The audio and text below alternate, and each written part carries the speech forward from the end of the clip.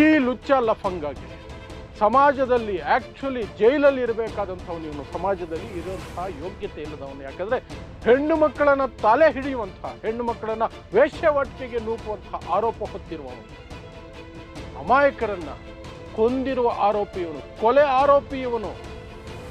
ಇವನನ್ನು ಜೈಲಲ್ಲಿಡಬೇಕು.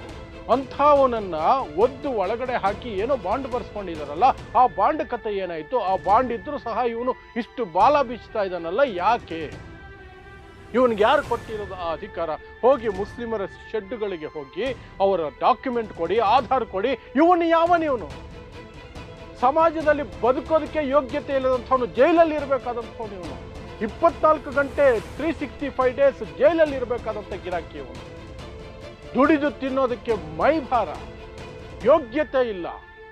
Google pay phone ಪೇಲಿ ಭಿಕ್ಷೆ ಬೇಡುವಂಥ ಈ ಅಯೋಗ್ಯ ಈ ದೇಶದ ಪ್ರಜೆಗಳ ಬಳಿ ಹೋಗಿ ಡಾಕ್ಯುಮೆಂಟ್ ಕೇಳ್ತಾನೆ ಅಂದರೆ ಇವನೇ ಅವನು. ಅದನ್ನು ನೋಡ್ಕೊಂಡಿರುವಂತಹ ಸರ್ಕಾರ ಎಂಥದ್ದು?